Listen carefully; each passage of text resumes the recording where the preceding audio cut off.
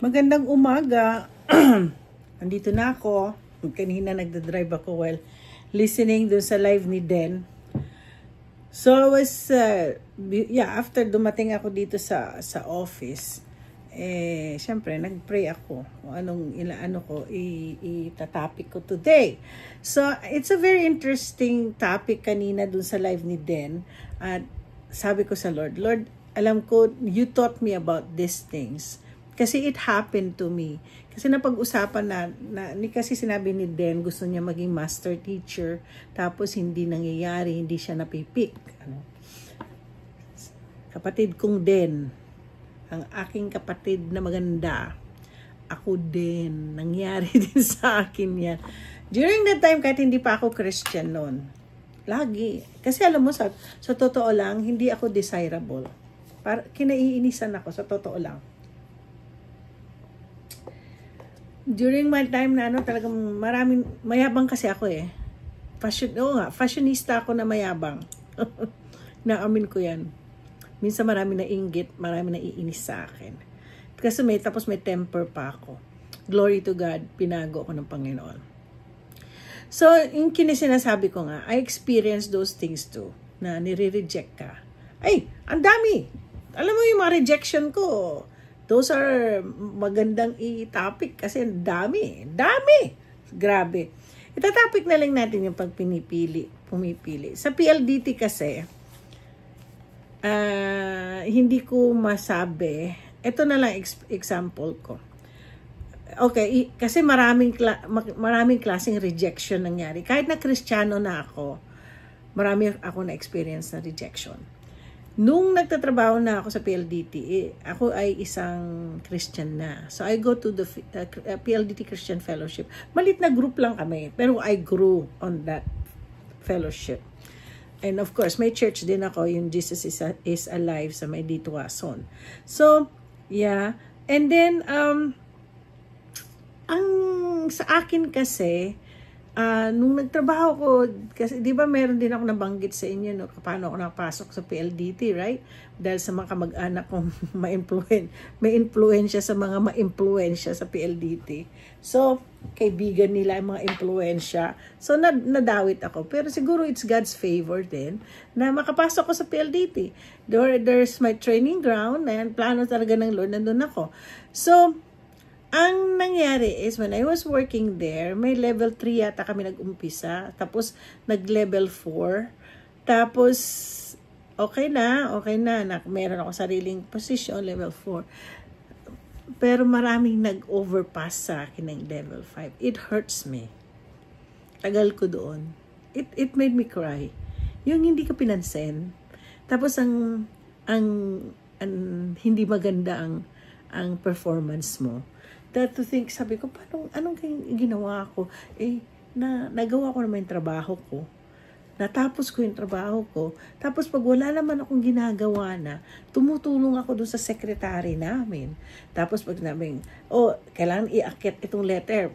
Kaya nga nakakarating ako sa mga executive, sa opisina ng mga executive. Dahil tumutulong ako doon sa aming secretary. Na volunteer ako lagi, mahilig ako mag-volunteer. So, hindi ako na-promote. Hanggang sa umalis na ako sa PLDT, hindi ako na-promote. So, sa akin, nung time na yon, yung hurting moments ko, merong binigay ang Lord sa akin na maraming Bible verses kasi talaga, kasi process yan process. Kasi, yun yung tinuturuan ka ng Lord, paano, kung ano dapat, mangyayari sa'yo yan. Kaya lang, siyempre, tao tayo na nasasaktan, right? Pag may nag-overpass sa'yo, pag hindi ka pinapansin, hindi ka lovable, parang gano'n. So, nagkakaroon ka ng low self-esteem. Meron ako noon. Kaya lang, minsan dinadaan ko na lang nung panahon na, nung nasa PLDT, sexy ako noon Nakaka-miniskirt pa ako noon. Tapos ang heels ko ganyan. Ngayon, nagsasuffer na ako, sakit-sakit ng tuhod ko. So, anyway, meron ditong kay James pala. Meron dito sa James 1, 3, and 4. Sabi dito. Because you know that the testing of your faith develops perseverance. Perseverance is like patience. So dun, kasi hindi po ako pasensyosang tao. Madali akong mainis, kaya nga sabi ko sa inyo, may ADHD po ako, hindi ako, kampante. So, sabi dito, because you know that the testing of your faith develops perseverance. Perseverance must finish its work so that you may be mature and complete, not lacking anything. If any of you lacks wisdom, he should ask God, who gives generously to all without finding fault, and it will be given to him.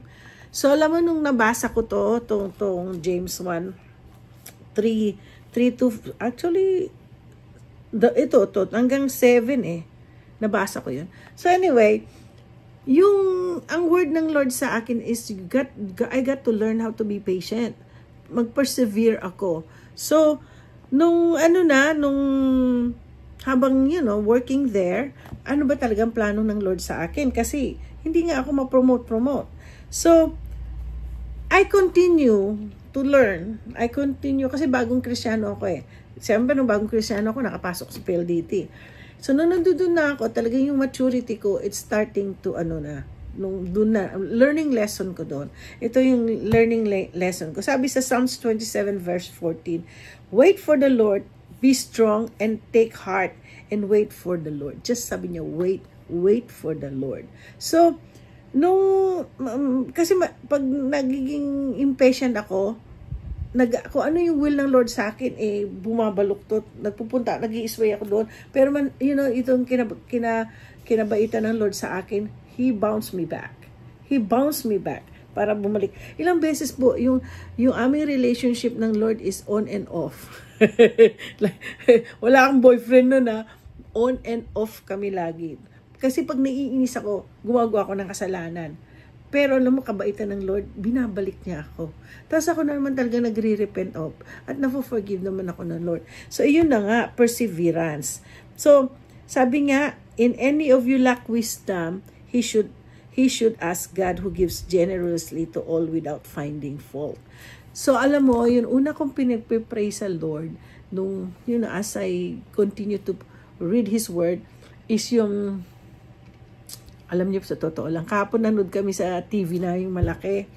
And my husband is asking if I could translate it to English, all the sabi ko, Han, I have a lot of Filipino viewers. I don't have to speak on my own language.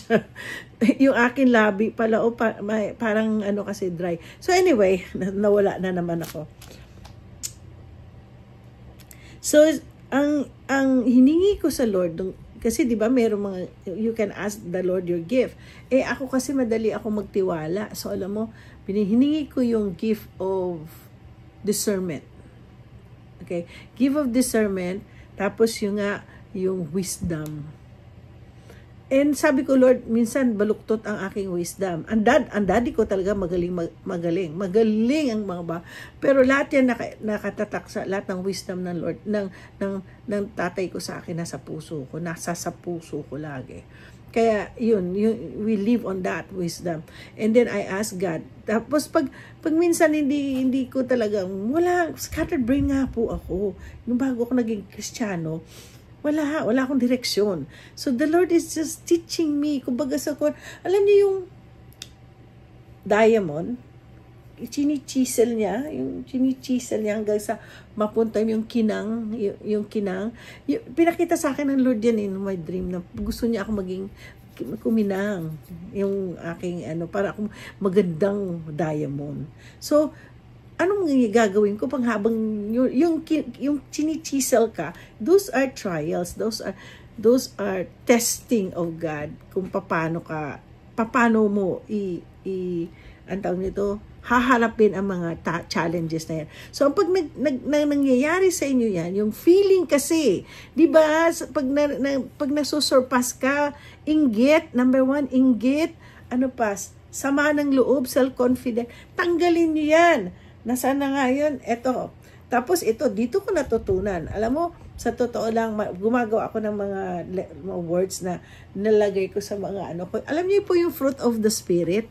So, ang sabi ng Lord, practicing ko magkaroon ako ng fruit of the Spirit. So, but the fruit of Spirit is love, joy, peace, patience, kindness, goodness, faithfulness, gentleness, and self-control. Hindi ko memorize to. Mahina. Pagdating sana mahina lo. So, nilalagay ko yung mga bawat word. Actually, nung araw dito sa isa kong opisina, nilalagay ko yan eh. So, pag gumaganon ako, pinagpipray ko yun. Oh, joy. Lord, give me that joy. Tapos, pag napaano ka naman doon sa isang patience. Lord God, kung kunwari titingnan ko dito, nilagay ko yung patience. Lord God, give me the patience right now. Yung parang ganon. Parang, basta kung gusto nyo practicein po natin yung fruit of the Spirit. Ano na yan eh? Spirit of love, joy, peace, patience, kindness, goodness, faithfulness, gentleness, self-control. 9. So, malay mo, then after that, God has been opening as I learned this. I learned how to be persevere. I learned to be patient. And alam nyo, sa totoo lang, yung career, yun ang aking worry eh. Wala nga akong direksyon. Hindi nga ako napopromote. Then until God opened the doors of retirement, early retirement. So, ang aga ko pa naman para mag-retire. So, nung 1995, I think they opened that. Saka ko lang nag-ano ko nung 1998. So, yung pala talagang, di ba na-share ko sa inyo kung paano ko nakarating ng Amerika because of God's intervention. Lahat po yun. Naging libre yun. Hindi ako na problema. At least nabayaran ko yung utang ko sa PLDT. At ano pa ba yan? So, yung journey ko naman is another challenge, another trials naman pagdating ko sa Amerika. So, pagdating ko sa Amerika, syempre, maraming another topic na naman yun. Yung nga lang ngayong araw na to, mag-pray nga kaya lang ako. Pag-pray ko lahat, kasi alam mo kanina dun sa chat namin, marami talagang are undergoing trials right now. But God has a purpose in what kind of trials. Dear God, as I come to you right now, I lift unto you in prayer, my friends, O God. My friends who are now struggling, O God, for your answer. We know, Lord God, that you had a plan for us. Plan to prosper us, not to harm us. Truly, Lord God, that there are times that we cannot hear you, we cannot see you. We know, Lord Jesus, that you are there. You are just there. All we need to say, Lord, be with us. Father, whatever they are right now, in the name of Jesus, give them the breakthrough of their life, Lord. Give them the breakthrough, and that they will stick on you and stand firm in their faithfulness to you, Lord Jesus. Lord, we know you are real. We know, Lord God, you are the God who always forgives, the God who always provides. Lord Jesus, right today, I pray for protection be upon these friends of mine, O God. And pati si Sister Den, Lord, open the eyes, open her life kung ano ang plano niyo sa kanya. Either maging master teacher siya, or there is another way. So just open it as we open we keep on praying, Lord God. Lord, we just ask you all of these things in the name of Jesus. In the name of Jesus. Thank you. Oh my goodness, nasa 14 minutes na naman tayo. I'm trying to just listen it, but wala tayong magawa. So always remember, God loves you and I love you guys. Bush.